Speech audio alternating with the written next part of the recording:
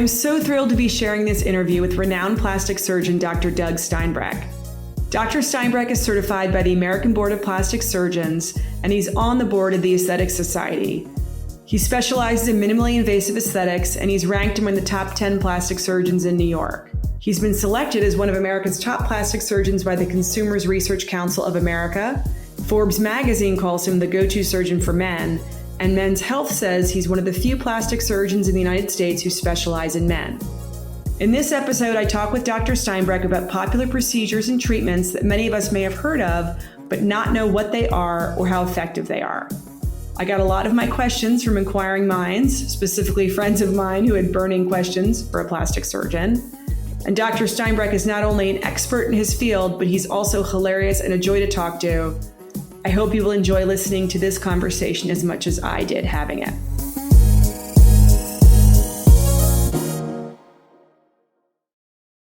Doug, I'm so happy to see you. I should let the listeners know that Doug was kind enough to be one of my first podcast guests. We did it over Riverside with microphones, and I was really not very well experienced in how to do that. And so our sound was not great. And so Doug generously and kindly offered to come down to the Hangar Studios to do this in person in the rain on a Wednesday night. So he is a champion and a real friend, and I'm very grateful to you. Super excited to be here. I really enjoyed our conversation before, and I'm looking forward to this one as well. Well, thank you, Doug. Yeah. So I'm gonna take you back to a lecture that I went to where you were speaking, and this is years ago, maybe 15 years ago. And I remember you showed a photograph of Grey Gardens, which is the Bouvier's house. What was the movie called? Grey Gardens. It was called Grey Gardens. Yep. Of course. It's Mayall's brothers that did it, a documentary. Oh, right, exactly, exactly, on the Bouviers. And that was Jacqueline Kennedy's aunt and her cousin. I don't know if you ever saw the movie or you know the story, but they had this incredible house out in East Hampton, and it they could sort of let it go into disrepair over the years, and raccoons and all kinds of good stuff. I have some relatives that I think might have similar house maintenance issues. But anyway, and your analogy there was that the Grey Gardens is kind of one's face, right? That if you don't keep up your maintenance, at some point it gets to the point where it's very hard to repair. Exactly. And the other part of that analogy was you want to maintain if you have great structural integrity to your face, bony structure, just like Grey Gardens is a fabulous older East Hampton, what they used to call cottage. Of course, It was a very large 7-bedroom cottage, but you can't let things fall apart. That being said, you want to, I always say, paint the shutters and paint the house, but what we don't want to do is we don't want to turn that beautiful classical American structure into some modern thing that's completely different. And the same thing applies to your face. You don't want to completely, if you're in your 40s, 50s, 60s, you don't want to look like you're 20, and you don't want to look like a Barbie. You look like something else that completely doesn't look like you. So we all want to sort of grow age gracefully, but not rapidly. And you don't want to let the shutters fall off of the house. So to continue with the house analogy, if you wanted to keep sort of, painting your shutters and cleaning your gutters and all that good stuff, what are kind of the early stage kind of maintenance treatments or products that you recommend to your friends when they first come to you or kind of in those first or second visits? And what ages generally do you think people should be looking to start that maintenance? Anyone, even early on, even in your 20s, you want to have good skincare. So, we could just touch on it as a basic, is you want to make sure that you have a good skin regimen, that you moisturize, and that you have something. I love ferulic acid SkinCeuticals, but there are several other companies that make it, and I don't have any relation to this particular company. I just love ferulic acid, which is not like acid like you think of a hydrochloric acid, which is going to burn your face. It's a protective element, and it goes on your face in the morning, and it protects you from the sun, it protects you from the wind, and it sort of keeps It's almost like a mask, but it's lighter and it keeps your face refreshed. And then at night you have to wash, and then you have to put on some kind of moisturizer at night. So that's where we start. But then we get into maintenance in terms of things like Botox that relax the muscles, so we're not chronically always maintaining those creases. I say all the time, every day, 10 times a day, I say the fine lines of today are the deep creases of tomorrow. And I know it's depressing. We need a bumper sticker for yes, that. My friends went to the clinic and all I got was this T-shirt. But it's so true. And if we can just prevent these things from time, everybody loves to have a little expression, a little cute little crease, a little wrinkle in your, it adds character, but nobody wants it to be tonic. So when you're relaxed, that it's grown into a deep furrow or a deep crease. So even in your late 20s, early 30s, you may want to start thinking about using some kind of relaxer. So that would be Botox is a classic one. So that's now it's on its 40th anniversary. And actually, I had a nice conversation with one of the inventors of Botox from Ireland. It was a tiny little garage, when the first chemical arrived. And you can see over the years, it's sort of like JFK Airport. This tiny little shed now turned into a company that's larger than a university campus. And you can see the evolution of it is quite interesting as Botox got so powerful. And then there are other things. Daxxify is a longer one. I actually talked about Daxxify on Fox News with Maria Bartiromo. And there are other things that we can use. We can use Jeuveau, that's a newer one, a little bit longer acting, and then Xeomin and Dysport. They're all neurotoxins. So are these Botox-like? Okay, those are all the brand names of them, or those are the actual? Those are the brand names. It's all botulinum toxin A is a chemical name, but they all have different carrier proteins, and they have all different brand names. Slight differences, but it's basically the same chemical. And then is one more effective than another, in your opinion, or is it based on the person? Yeah, basically, they're all pretty similar because it's a similar chemical. There are some like Daxxify, what they feel their strength is that it lasts longer, maybe out to 9 months, or maybe 6 months, we say, not really 9 months. But that is good and bad. It's good if you're a busy New Yorker. If you're Ernie Costas, it's not great, right? I mean, didn't he have I remember, right? Didn't it leach down into his eye because it was done? Yeah. Yeah. So if you go to an experience, let's put it two extremes. One is you go to a really good plastic surgeon. He or she does it very consistently, very reliably. But you're a busy New Yorker. You don't have time to go every 3 months. So you want something that's longer lasting. That's when it's good to go and get Daxxify. It's not so good if you're going to someone that just got out of Botox school, right? They just finished with their dermatology degree and they just opened their office and they don't have everything exactly right. They go a little bit too low on your brow. Yeah. And then you get the droopsies, the dropsies. Everybody's had a girlfriend or a boyfriend that's had them, but you have to live with that sucker for sometimes 3 months. And so you don't want to have that to be 6 or 9 months. So that's when you have to be really careful about whom you choose and which neurotoxin you do choose to use. It's Bob Costas, right? Bob Costas. I got Ernie Onastis and Bob Costas. Bob Costas. But it haunted me. It actually paralyzed me. And it was right in the middle of the Olympics. Olympics. Yeah. Right in the middle of the Olympics. Oh my God. So that's a really important point because Medi-spas, you'll see certain places that are offering Botox and other kinds of treatments like that. And so you want to probably start out with your plastic surgeon or make sure that you're going to a place. Oh, I saw, Leslie, you're going to love this story. Remember when Gilt was out there giving all these, it was like 10 years. Gilt was like really big, 15 years. Big offers there, offers that. And they sort of got into the plastics. So they thought that would be sexy to get in the injectables. So they used to offer specials with different dermatologists. Of course, all these dermatologists, it was their first week in practice because they would do this budget. You see, my deal mouth with is guilt. open. You can't see this. I'm like, oh my gosh, where is this headed? So I would see so many because there was one practice that just opened up, and this girl, she didn't even young woman, she had no idea what she was in for. So they put on some crazy price. She was loaded up with all these people that wanted cheap Botox. She didn't make any money. It was lost leader, so she could start a practice.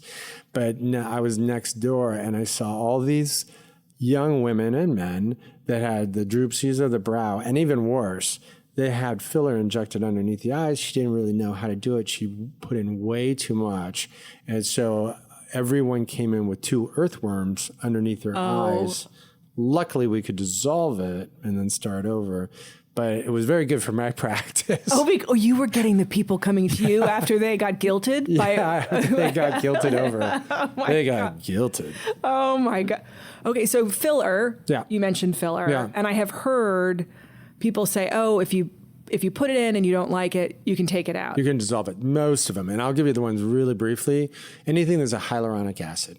So again, it sounds like acid scary, but it's not. It just means it's a natural element that we all have in the joints of our own elbows and our own knees and things like that. But they've been able to isolate the gene, and then through DNA technology, they push in a bunch of bacteria in these bacteria farms, and they pump this stuff out. They scrape it off the petri dish, and they throw it in a tube. So there's a lot to know, but... Sounds safe when you describe it that way. I know, it sounds horrible that it's coming from a bacteria farm. But in essence, because it's sterilized and it's very clean, and because it's only used with human gene, you don't get the reactions. So keep in mind, this is not your grandmother's collagen. In the 80s and 90s, they actually used to use collagen, which had a lot of bad reactions, bad allergic reactions. And you used to have to a little bit injected behind your ear because you could get a reaction, wait 3 months, and then really put it in. Because guess where they got collagen? They used to grind up the claws of roosters, wow. Birds, and their beaks. They used to grind this stuff up and then wet it, and then that was collagen purified. So we don't have any of that anymore. So this stuff is much cleaner. And because they've genetically engineered it, they also have a way to dissolve it. So they have an enzyme that eats it up. I've probably only needed to use it. I've used it a lot with other patients, like this guilt person, but I don't have to use it a lot because I'm always very careful about the injectables and pretty experienced. And the only times that I've ever had to use it is a jealous boyfriend or a jealous husband that found out that his girlfriend or his wife got this stuff, and they make him go back and get it erased just to teach him a lesson. It's very cruel, but that's really the only time we see it. Otherwise, filler it's revenge. good stuff. Yeah. So filler would be, you'd want to use that for deep lines, the marionette lines. Right. And the marionette lines, as you can imagine, like Leslie's saying, if you look at a puppet, the marionette, the 2 lines to the side of the lower mouth so that jaw can move on the marionette puppet, right? So in the human being, we call those lines that go from the corner of your mouth down to your chin. Technically, it's labial mental is what we call it, down to your chin. Those can be improved by putting in filler. And we do it not only to make it flush with the rest of your skin, to make it flatter and a little bit more plump, but it also acts as a structural element. So it acts like a steel girder so that when you're making expressions with your face, you're less likely to bend in that same area that you always bend where the fine lines get turned into creases. So it's actually preventative medicine. So you can tell that to your husband. It also, we use it in the nasolabial folds, which that is the parenthesis lines on the upper side of your mouth. So between your nose and the corner of your mouth. Those are called the parentheses, but they're also called nasal, labial, nose, lip lines, and we fill those in. But you have to be careful. You can't put too much in the lip because you start to look like Homer Simpson. Well, let's talk about that. Yeah. Because I have seen people around New York and other places who have, and actually, people on TV and all kinds of stuff, Real Housewife kind of things with their lips that are, that's filler. That's filler, and it's too much. And this is the interesting thing about, and this is another great story, is too much filler too early can make you look paradoxically older than your age, right? Because it can make you, if you're overfilled and over plumpified, you're actually going to look more like a 6-year-old woman trying to look like you're 20 years old when you're actually 45. You get my point? So you don't want to put too much. And she was an old famous daughter of West Coast icon, and she was all over New York. She used to go all of the society things, and she always had a little bit too much. And she was behind me after one of Peggy Siegel's screenings, and they said, I knew she can smell a plastic surgeon a mile away.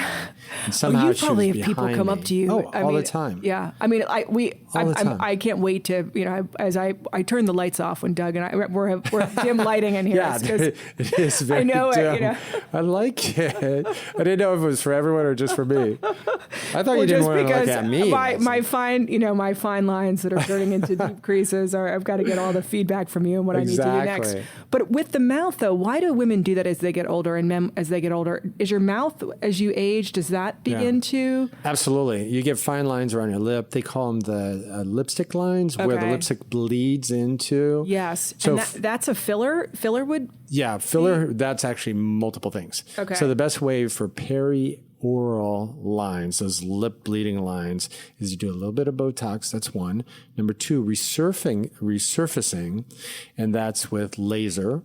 And then the other thing that we use for that is directly injecting all the little lines so that it fills them in. That's why I call spackling. So I'll take a finer injectable like Restylane, which is a hyaluronic acid, but it's a little bit finer. So that's why I call my spackler. So when your Uncle John comes over and back to the house. We're back to the house. He fills in all those cracks. I do the same thing. And you can plump it a little bit, because as we get older, we're not talking about Kylie Jenner where they stick that glass, the Kylie Jenner challenge where you stick the glass in your mouth and suck into it until your lips expand 10 times. We don't want big Kylie Jenner lips, but what we do want is just a little bit of volume, because as we get age, one of the signs of aging is we lose volume in our lips. So if I can put a tiny bit, I'm talking Upper East Side, Park Avenue lips, where we can just put a little bit in to give them a little bit more plumper, it actually makes you look younger. And even for a man, and I used to be, when I started in the industry, I was like, I don't like big lips, which I still don't. But I found that if we just put a tiny bit in, that it makes you look younger. That's so interesting. So I told you before we started that I got questions from friends, told friends I was interviewing you and questions. So I don't know if these are the same, but Kybella, yeah. Kybella is good because what Kybella is, what it does is it dissolves the fat. So it's mostly for underneath the neck. And it's for people that are really I call scared. that my gizzard, the under. The gizzard. The under, yes. Yeah. And it's for people that are really, they don't want to have liposuction, because we can do liposuction very easily in that area. A couple of small little nick incisions and put in a tiny little wand and we can suck out the fat. But there's some people, because of time or because of they're scared of anesthesia, or we can even do it in the local actually, but they may not want to do that. So along came Kybella. And what this is, it's basically a detergent. So if you remember on the Beverly Hillbillies, Granny used to always be back at the cement pond, the pool in the back, and she's always making her own soap. And how she did it, she took a bunch of chicken fat and she took a bunch of lye. And when you mix it all together, it dissolves the fat and it turns into soap, and then you take it away. It's called saponification. It's in every organic chemistry experiment. So we do the same thing. The fat's in there. It's actually lye that you inject, and then that dissolves the fat.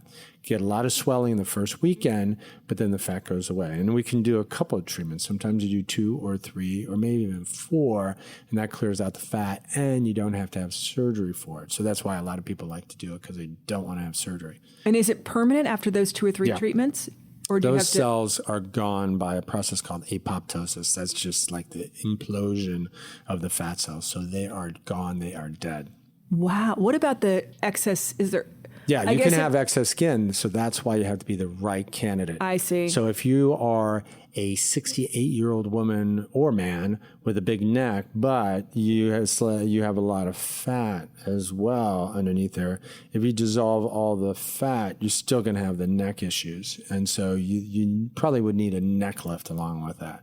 So it's really for younger candidates, people in their 30s and 40s, if they have nice, tight skin. Okay. And is that...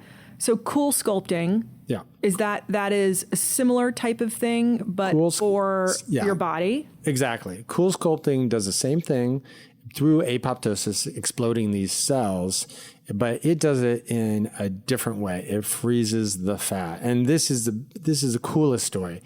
This 25 years ago, and it was up in Boston, and it was some really smart people in the dental clinic at Harvard. And they made an observation. In the dental clinic, they noticed that kids with bad parents that just threw popsicles in their faces were starting to get a little indentation in their cheek. They were losing all their buccal fat and they had bad teeth. So they noticed in the dental clinic. So they would stuff these popsicles in there and they would lose facial fat. That was one. And the other one was the fancy girls that like to go horseback riding on the cold days against the cold horse or the saddle of the horse. They would have scallops of the fat in their thighs because this cold saddle from the horse would freeze the fat in their thighs, and they were actually getting it scalloped out. So with these two observations, my mouth is open, by the way, as he's describing this, I realized. A couple of really smart guys started saying, hey, if you freeze fat, it will disappear. So they developed this at Harvard, a couple of scientists, and they built a contraption that combines a vacuum cleaner that sucks the fat up into this thing and a freezer. So they suck it up into the end of the hose, and then they freeze it, and then they massage it out, and the fat dies, and then all the fat cells, the fatty acids, are resorbed by your body. So it's like eating 2 hamburgers or 3 cheeseburgers. But that fat disappeared. And guess what? I did it, Leslie. I only did it on one side. All right. So stop it to see on my body, like? I have a big block. No, to prove that it really works. That's what I mean, to see the difference. Yes. Because otherwise, if I pull up my shirt knowing, you're always skinny, you go to the gym, you just say that because I left a blob of fat on my right side. On my left side, there's not. So there's a noticeable difference. If my patients really want to see, they can look at it, and they can look at me, and I even let them feel the blob of fat that I never ever did. It's too good for business. I was going to say, that is amazing. Yeah. That is hilarious. But that's great to know that it works. Yeah, it really does work. And is it permanent? You have to keep going back? It's permanent. The only thing I don't like about it, it's permanent. And I'm actually surprised that it's not, I know what's real and what's fake, right? I know what works and what's sort of like, snake oil. This thing really works. And we all thought that cool sculpting, like everyone would be doing it, everyone would be addicted to it. It's surprisingly not as popular as we thought it would be because it really, really does work. The thing I don't like about it is I always like to save fat. I always like to inject it into another area. So for dudes, he's a fat hoarder. Is what I'm you a say. fat hoarder. And the reason why we do this is very important because if we don't do it, if you just suck the fat out and you put it in the bucket, you are going to get rebound fat somewhere else. And it's always an undesired area, in or out of. So you suck the fat out of your tummy because you want to look good for the summer. But guess what? If you don't put it somewhere else, either in your breasts or for the guys that put it in the shoulders and the chest. Oh, that's interesting. So your body will add more fat to where it's attracted to other fat cells? It's just math. So think about it. It's just math. You take out the fat cells from one area. You better either post-operatively decrease your caloric intake, take in less carbs, or increase your caloric outtake. You better go to the gym more because if you have the same of both of those, same intake, same outtake of carbs in, carbs out, you're guaranteed to get an expansion of fat, rebound fat in another area. And I call it catch fat, CATCH, which means compensatory adipotrophic cellular hypertrophy. That's just a fancy way of saying the cells in other areas that are left behind will compensatorily enlarge. That's why I like to bank it. Wow. So I bank the fat in good areas. For men, we put it in their chest, their shoulders, their traps. So afterwards, they have this big He-Man body directly into the muscle. So it's sort of like marbleized, like a nice Kobe steak. So they actually have more volume into their muscles. They look more muscular. And because we bank it in that area, it's less likely to come back as visceral or tummy fat, a beer belly. Oh, interesting. So and it really works. If you can add it to muscle, it will give you sort of more of a structure. It will help sort of scaffold. Exactly. So Martha Stewart. Yes. I think she's 80. If she's not 80, she's 81. She's somewhere in there. Yeah, she's 81. She looks incredible. She looks great. And I read that she says that she has had filler and Botox, that she's all filler and Botox. Mm-hmm. Which I think is true. Is there, that my question was though, is there, because I've heard, rumors, this is why I'm clearing up all the plastic surgery rumors that people talk about, that filler, there's a point where filler stops working. It's not that it stops working, but at some point, and this is a great, I talk about this a lot. There are two sisters, Peggy and Polly, right? So Peggy goes to the plastic surgeon. She doesn't get any fillers. She's an old Yankee lady. She lives up in Maine, and she doesn't do any maintenance. She basically lets the whole thing fall and sag. And these are like the matriarchs on Park Avenue that absolutely will never go to a dermatologist or a plastic surgeon to have any injectables. They just wait. Old Yankee ladies, Newport, they just wait until they're 90 years old, and then the doctor's got to get him on the table. He's got to put his foot up there and pull both sides and yank everything up. So they look very pulled, right? They look like they're in a wind tunnel. Now, that's one side of it. The other side of it are the people that will never have plastic surgery. So Peggy got pulled. Now, Polly goes Peggy got pulled. Yeah. It's like And then her sister, Polly, was totally the difference. She didn't want to have surgery. She just wanted to go to, I could mention the names, but she just wanted to go to that dermatologist that has 30 women underneath her, and they're all mommy derms, and they all just keep injecting. They won't let anybody have any plastic surgery. They say, surgery is evil. You look tired. Did your husband not treat you well? They really get into their minds. You need to freshen yourself up. So they just plump them up until they look like a tennis ball, like a beach ball. And so, because they never want to let the business go to the plastic surgeon, that's why the best thing is to have a plastic surgeon that does both, because you don't want to look like pulled Polly, and you don't want to look like puffy Patty, right? I see. So you want to have a little bit. You want to keep things refreshed. You want to keep the tissues out by doing some fillers and some Botox to keep them in position so they just don't. You don't want the turf to fall all the way down the hill. So you want to keep it in position. You can do that with Botox and fillers. But then when it starts to be the part where it starts to fall a little bit and gets too puffy, that's when you got to let go, hand it over to the plastic surgeon. Plastic surgeon can lift it. And then I always send them back to the dermatologist because it's good for business. Now, can I tell you this story? I got off at Park Avenue one night. This is 4 years ago. And I see an older gentleman, and then he's with like this beautiful blonde, but I just saw them from the back. I saw him. He was definitely older, in his 60s or 70s. I was like, what young chick does she have? She had the blonde helmet, right? She turns around.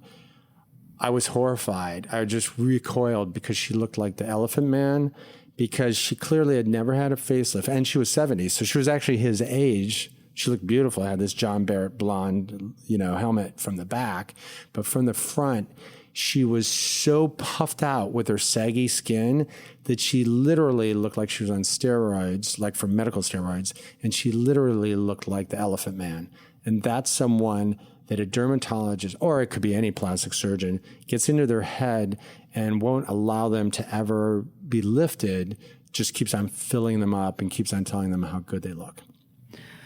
So conversely, people that get, because I know people who have gotten facelifts, right? And I think in some cases it might have been too soon. I think I should say two things. One, I was at a friend's for dinner, And it was right after COVID where you could start seeing people again. And another friend of mine was and a there. lot of people got plastic surgery. And she turned to me and said, were we the only people who didn't do anything? You were, because we during were COVID. operating on Saturday. Yeah, because people, I'm like, that is so brilliant. I would never. Yeah, it was and the best everybody there looked just refreshed and their age and, whether they got their eyes done or whatever it was that they did. Right. But then there are other people who I think have gotten facelifts. And to your point, you talked about, is it Peggy or Polly who gets pulled? Peggy. Yeah. That it's just too. It's too much. They waited too late. They waited too late. I was wondering if it just was they were too young and there was nothing to really pull. It just seems very tight. Yeah, I mean where they look very tight. Well, Tom Hanks. I don't know if you saw Tom. There was Tom Hanks. Yeah. Where now it looks relaxed and normal, but you see that sometimes. That's the other thing is what happens is. When you first do it, the problem is some of these people go out too early after surgery. And this is a classic case. And I knew this was the case. Everybody saw at the Grammys a year ago when Madonna, remember when Madonna went out there and she looked like it looked like she was receiving medical steroids. It looks like she was undergoing some kind of medical treatment. She looked like a lizard, like a really overweight lizard. And I knew what happened. I knew what had happened. She just had a fresh facelift and she just had a bunch of fat grafting near her face. But the problem is she has #FOMO. Madonna is not going to miss anything. Yeah. They're like FOMO, #FOMO.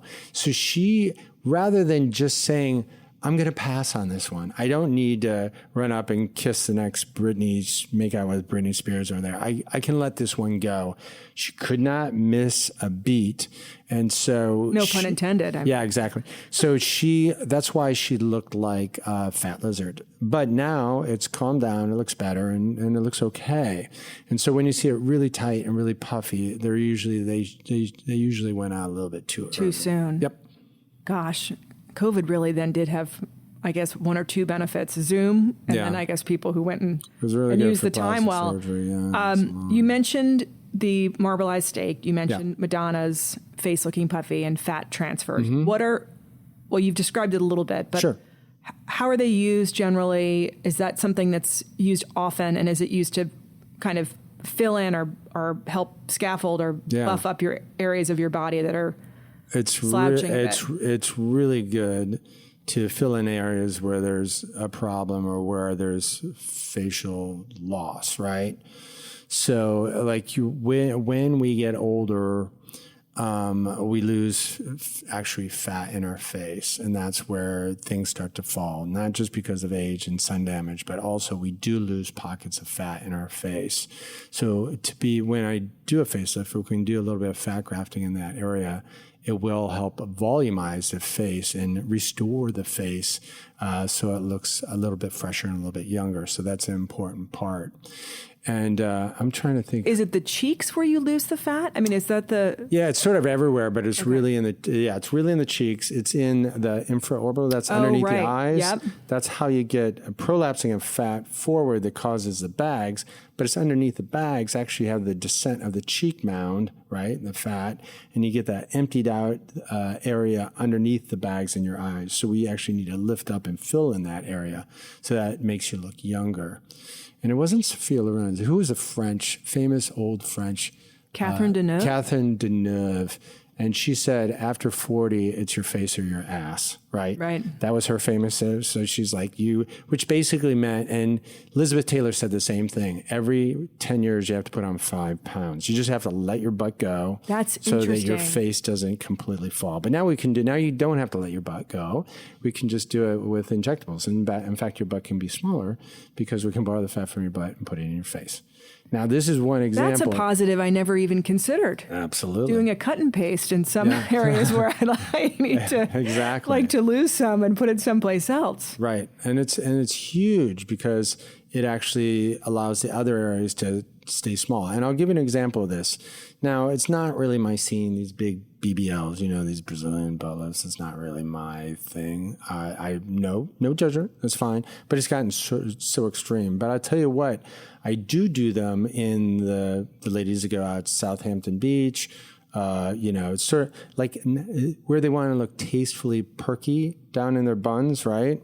or in their breasts. So this is a way to do it so they just don't have saggy bottom. So you know how if they're at the beach in tennis or something like that, they get up. What's the first thing they're going to do? They're going to wrap that towel, that little, what do you call that thing you wrap around? Oh, a sarong? Sarong.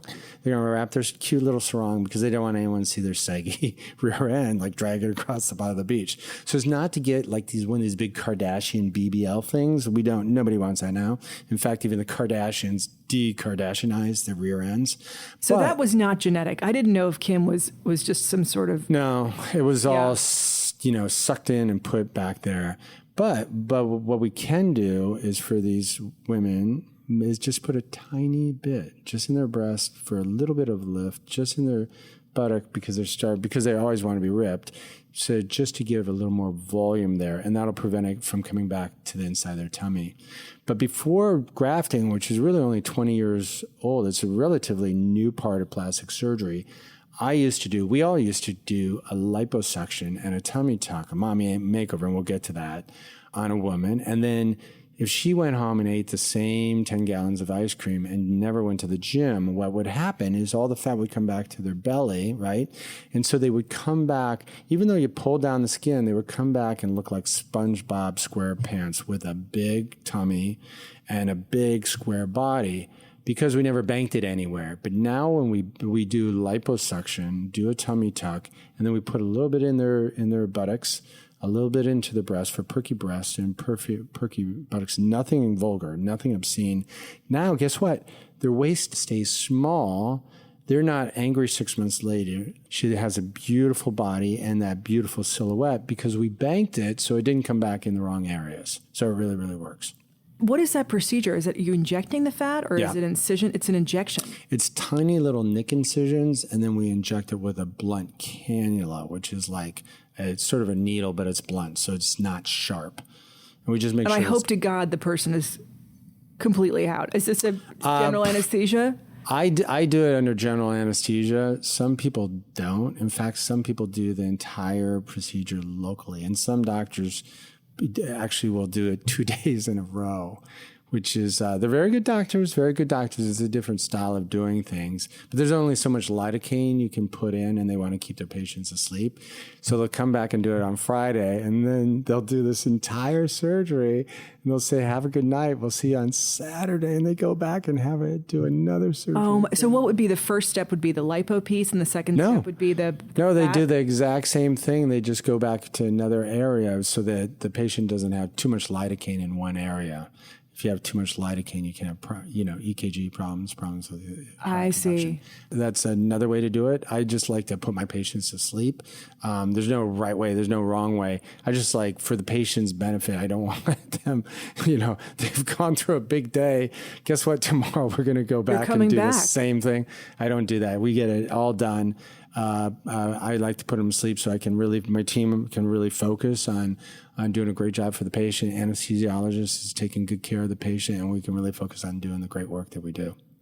So we talked about body banking. Yep. We talked about neck lifts and facelifts. Yeah. Chin lift. Is it a chin implant? Is that what I'm thinking of? Chin. So that's chin implants. So a lot of implants. Now, full disclosure, I own an implant company because I think implants are very helpful for them. So I called up Chase, and there was an implant company that I loved called AART that's out in Nevada. And but the old man had a heart attack, and he was going to close down. The wife was going to close down. So I got together with Chase, and we acquired the company and rebranded it Alpha Aesthetics. Oh, that's amazing! And is that chin, or is there other types of implants? So it's chin, cheek, jawline, and then other implants like bicep implants, tricep implants, even ab implants, gluteal implants, calf implants are getting wow. Really and what popular. are they made? What are they made of? Silicone, but it's a semi-solid. It's not a gooey one like you would see in a breast implant. It's more of like a gummy bear, like the candy. So it's kind of semi-solid. We can even carve them anatomically to match your own natural anatomy. So they're not like have a gooey center that can kind of run around like the risks of having a breast implant. They stay solid and they stay together, sort of like Jell-O. Well, talk to me about that because I do want to ask you about the mommy makeover because that seems to be a popular procedure. Yeah. I've at least heard of it. Yeah. And I think that generally means breast lift, stomach, maybe lipo and a lift. Sure. Yeah. So it could be a whole range. It could be anything from breast augmentation with just an implant or an implant with a lift, which is we call an augmentation pexy or an aug pexy. And then for the body part, it could just be liposuction. It could be 360 liposuction all the way around, or you may need to do some pinching. So it could be anything from a little pinch or moving the belly button to a full 360 incision for a total body lift. So all those things fall within the scope. To varying degrees. So what would be a body lift? It would be you're pulling up skin also those from your are, and we're getting a thighs lot. We didn't talk about this last time. Yeah. The Ozempic came along since our last discussion. Right, yes. So now I'm seeing a ton of patients that have the semaglutide, and that's caused all this massive weight loss. So all these people, even Oprah is now going to stay skinny forever. Adele is going to stay skinny forever. Like we're so, you know what? I walk even with our friends. Kelly Clarkson, I don't mean to throw her under the bus, but she's saying she lost 40 pounds in 4 weeks, and I'm like, Kelly, just get on the truth train here and tell everybody that you're on it with. I mean, listen, it's like don't. It's better just not even to say anything. I'm just like, but it's funny now. I walk in a room, and even with our friends, if I haven't seen someone that maybe was slightly overweight, when I know that I'm going to see that person, I don't talk to anybody. But I expect, and I'm surprised that they aren't. So now I expect sort of people that have chronically, it's been a challenge for them to lose weight. I expect now when I'm going to go to their apartment or their house, I'm fully ready to see that they've lost 80, 90 pounds or something like that. And I'm actually sort of surprised of the people that have still, not tried it if it's been a challenge for them. It's a good. I think part of it might for the be health reasons. But if the insurance coverage piece, I think is it's expensive. I think insurance company now, at least I've heard this from a friend, that they've actually changed their policy and they won't cover it unless you can establish that you are pre-diabetic through blood work and things, but. It's funny, I had interviewed a neurologist about his book and is working with Alzheimer's, and a cardiologist. Yes. And both of them were very positive about Ozempic. Oh, yeah. I guess because the neurologist was saying that having type 2 diabetes and being overweight is a risk factor for Alzheimer's. And the cardiologist obviously was saying the same thing. Well, this Ozempic thing is going to be one of the biggest things in modern medical history. This is truly a modern medical miracle. And I'll tell you why, Leslie. Because it's starting with Ozempic for fat control, but this also may help control alcoholism. Right. So you may not need, I don't really need that drink. I feel okay. But that's just the beginning. It can help. It may be able, they just need to tweak it a little bit. It may help also with some forms of mental illness and depression. Yeah. And get this, it may help with severe drug addiction. So imagine all of those streets in San Francisco just being all the people, God bless them, with who are chronically addicted and zombies and standing there. All of that goes away. Yeah. With this molecule slightly changed for our entire society is a deal breaker. And another thing, getting back to the politics, it really upsets me that, you have to be pre-diabetic before we do this. Just obesity, joint disease, heart disease. I know. Pre-morbid conditions and mortality. They're getting hung up over a little bit of diabetes. All these people that are overweight could live longer and much more healthy. And also, I think they don't want to do it because it's a conspiracy with the insurance companies and the medical health care. Because it's just going to erase, you're going to die from something else, but you're not going to have this chronic health stuff. And it's going to clean up all the ICUs the hospitals are going to be upset they're losing business. Yeah, cholesterol medicine. I mean, we could... Yeah, I should do a whole podcast just on that. On Ozempic, you need to do that. Yeah. So for these procedures, so you're doing your filler, your Botox, you're fixing your gutters, you're painting your fences, and you're being a good steward of your house. You're going to be a candidate for those things, your neck lift, your facelift, at a time when it seems like the structure is not really able to kind of support or hold those sort of kind of maintenance steps, right? Exactly. Your filler and your Botox. So there's no particular age is there any sort of rule of thumb or about age rule of thumb around is the goal. facelift? I'm going to say the golden years are in your 50s. So it could be early 50s or later 50s. And I'll tell you why. Is if you wait too late, then like I was talking about the turf, sliding down. It's like not only California has mudslides, like it's happening on our faces right now. And if we can go in there. Oh my gosh. I'm afraid to leave the studio after this. When I started out, I was like, oh no, we only do, faceless and people are in their 70s and 80s. Yeah, blah, blah, blah. That's why I've changed my tune. Yeah. I've changed my tune. And I know you're going to say, oh, he's a plastic surgeon. He just wants more business. He changed. No, it's because I've seen that people look much better. Number one, people wait to have their eyes done way too late, right? And the horse has left the barn. It's harder for me to do a good job on their eyes if the tissues have just fallen away so badly. It's much more difficult. So that's one thing. Another thing is the same for the face and the neck. If you can aim to be in your early to late 50s and get the job done then, you're going to have a much better time in your 70s, 80s, and 90s. And you may not even need a second facelift. Problem is people wait too long. They get the first one in their 60s, and it's not a really great one because there's too much pull. It doesn't look really great. It looks too different because it's so saggy that you really have to pull things up, and it looks overly stretched. But if you can get it done slightly early, you don't have to pull it up as much. You restore the tissues in a good way. But this is the thing I'm getting to. You create an underlying foundation of healing tissue, which I call Velcro. So that Velcro, if you will, is healing the tissue up in a better position. So remember that thing where I was talking about the turf, the mudslides sliding down the hill? Because in our own normal faces that have been unchanged, unadulterated, if you will, there is no Velcro. There's no healing tissue. There's no, don't want to use the evil scar word, but there's no tissue that's holding it up, that's creating that foundation. But if you can get it done in your 50s, maybe even early 50s, then you have that foundation in place. So in your 50s, 60s, 70s, your aging process is going to be 1/5 of what it would have been if you're just letting the skin slide down the side of your face with no foundation. And it's really, really the truth. I mean, the mudslide or the visual for me is real. I'm it's really terrifying. taking that in. Let's all run. The eyes, you mentioned that. I wanted to circle back with you on that. So what are the procedures you can have? And I've had some friends have the procedure where there's skin above the eye that actually was in one case is almost inhibiting her ability to see. Yeah.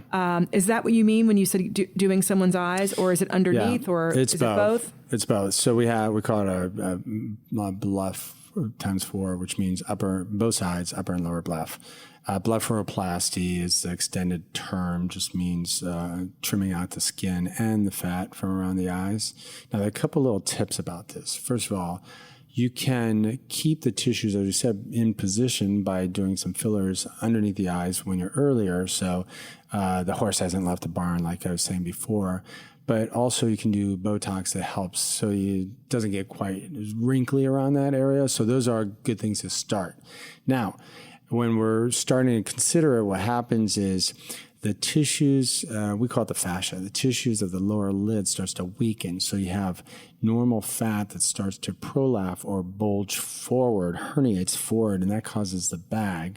And then, like I said before, the cheek descends, so you have that emptiness. So what we need to do is go in through the eyelid, take out the 3 pockets of fat in your lower lid, and then trim out a little skin on the outside.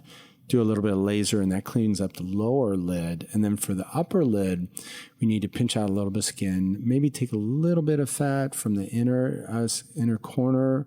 You can't take too much. You mustn't take too much as a plastic surgeon, because if you do, then we call that nursing home eyes, right? So we all remember those Park Avenue ladies in the 80s. They got everything over resected, too much fat pulled out, all totally cleaned out. And what happened is when they had it done in the 1980s when they were in their 60s. When it turned out to be 2000 and they were all in their 80s, they all looked way emptied out. Looked like they were dying of cancer. And it wasn't. It was just because the doctors in the 1980s pulled out too much fat. We're smarter now. We know to have fat preservation. We keep it there, but we're less likely to pull and strip out all the fat like they used to do. The other thing you need to do is look at your brow position. We've all seen those socialites that it looks like they saw a ghost, right? So deer in the headlights, where the arch of the brow is way too high. They look like, it's sort of a Joker, the Joker look. Yeah. Is that from a facelift or that's from an eye lift? That's from a brow lift that went way bonkers, right? And it's more than just plucking out your eyebrow and redrawing it. Would you do a brow lift as part of something else, or is that its own procedure? If your eyelids, we're doing upper and lower eyes, right? We're going to take out their bags and we're going to take out the fold in the eyelid. And incidentally, it was on the tip of the tongue where you're talking about you can have a problem with your peripheral vision or your lateral vision where insurance actually reimburses for it. So that can be reimbursed by a good policy.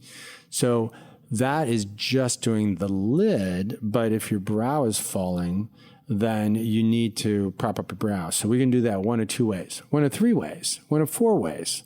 First way is I can just go through the upper lid incision and then pexy, put 2 little stitches at the brow to the underlying tissue of the brow and anchor it on the periosteum. That is the lining of the bone, so it hikes up the brow, and that I can do just through the upper lid incision. That's number one.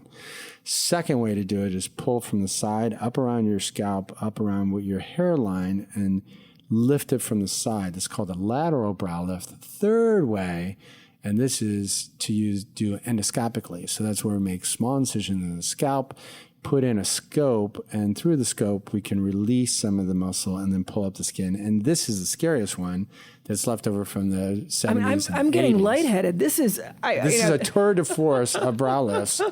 What we can do, and this is what the old guys did in the 70s and 80s, is they would just cut the entire scalp from side to side and basically like scalp you, and then bring your entire forehead up and then trim it off and hook it back. Just for the brow lift? Just for the brow lift, yeah. First time I saw it, I almost fainted, and I was already a fully trained general surgeon. I just could not believe that they do that. Not many people do that anymore. Thank God. I mean, that's really quite a visual. Okay, so we talked about the mommy makeover a little bit. Breast implants, are they the way they used to be? Are there still risks associated with them? There still are, but they're much safer, Leslie. I mean, this is pretty much the 6th generation. So this is not your grandmother's breast augmentation. This is really your great-great-great-great-great-grandmother. We're on to a much more sophisticated, more intelligently, more better safety with it.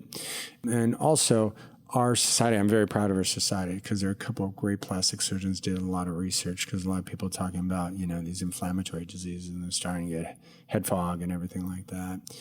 I have had friends have them removed. Yes. And I always wondered how they would work with mammograms. Do they inhibit your ability to? Sure, absolutely. And we've had some great studies showing that it doesn't have any impact in terms of delay of care for if you have it's called the Eklund series. So you go in and you have the same mammogram you always had, but now you hit the check. There's always that checkbox, check, yes, now I do have implants.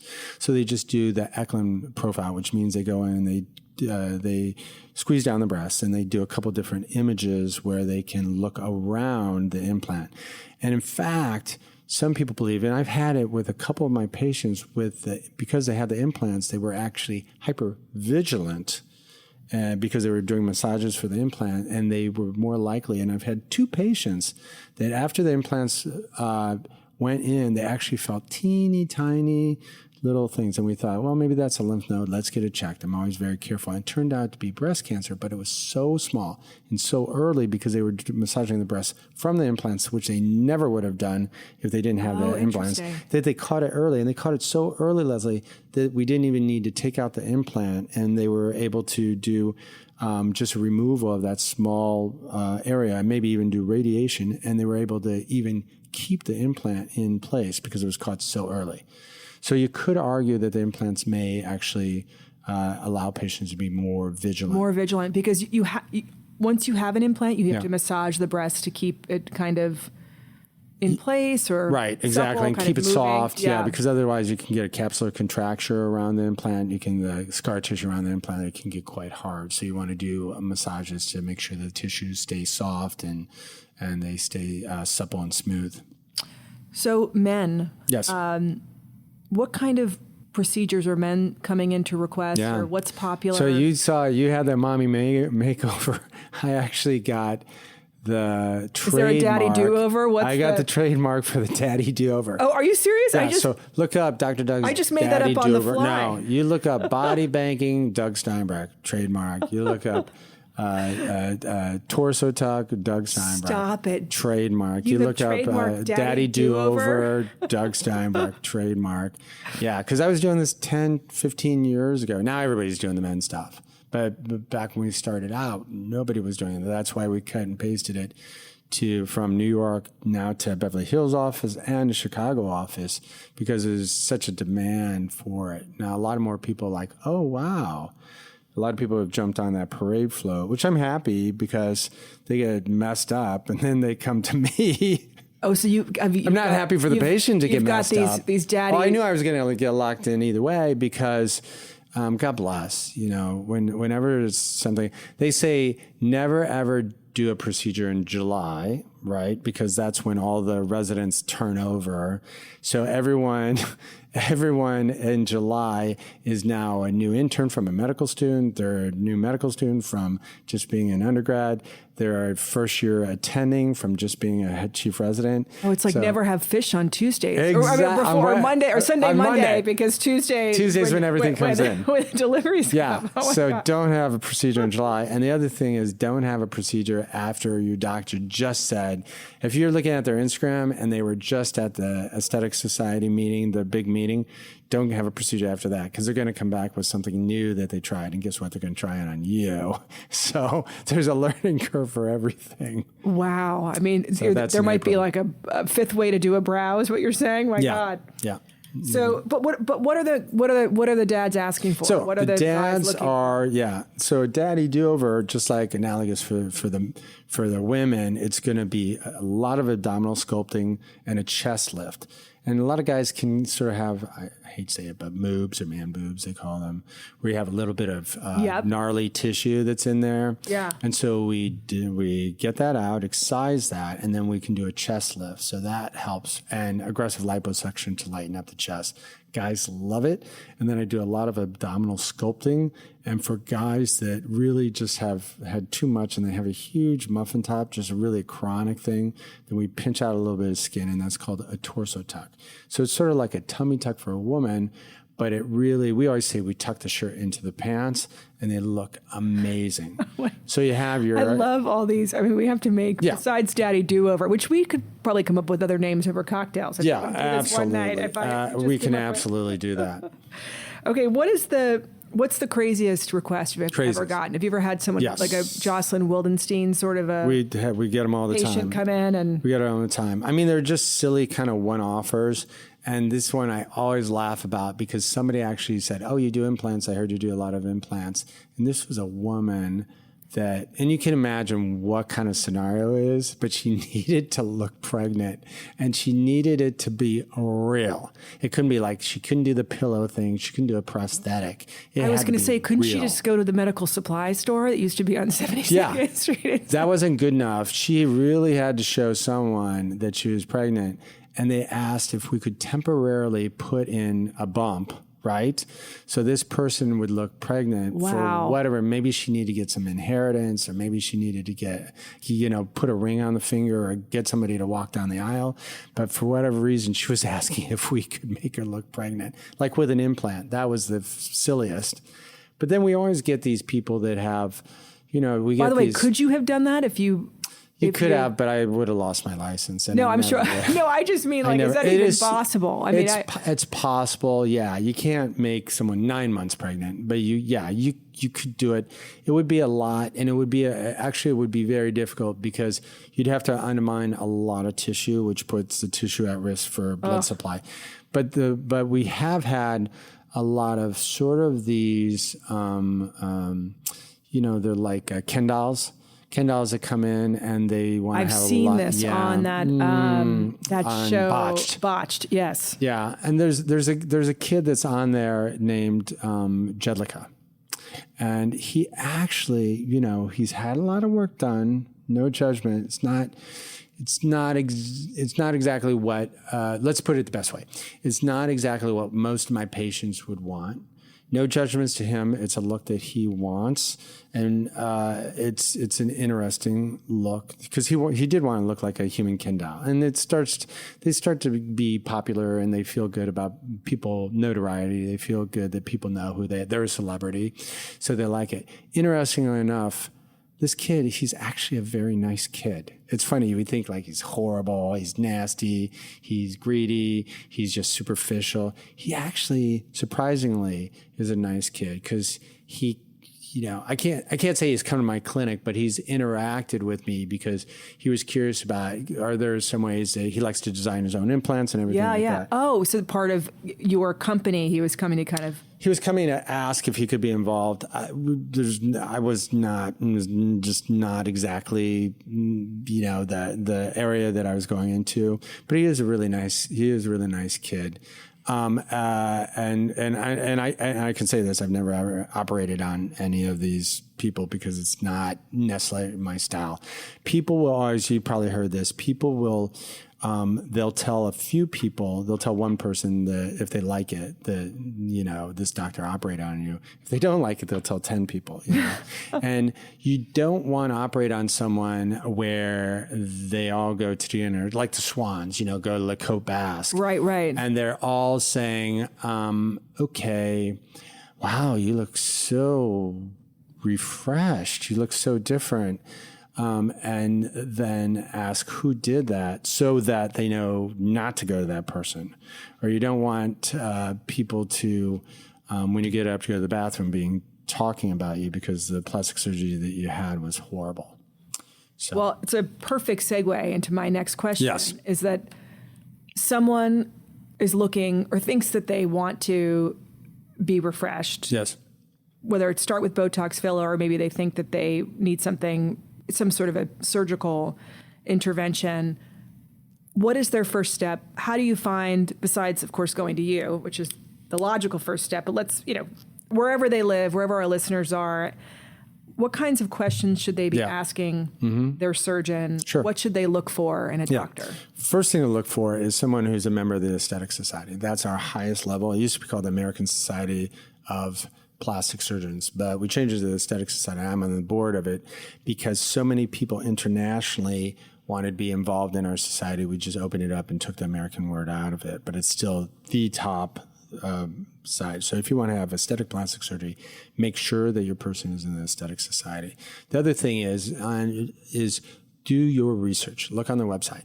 If you're interested in pec implants, if you're interested in a facelift, if you're interested in a chin implant, that doctor better have a gallery full of a lot of people. And beware of people that say, well, I want to have patient privacy, so I don't put, you have to come into the office and look. I respect my patients. I don't put them online.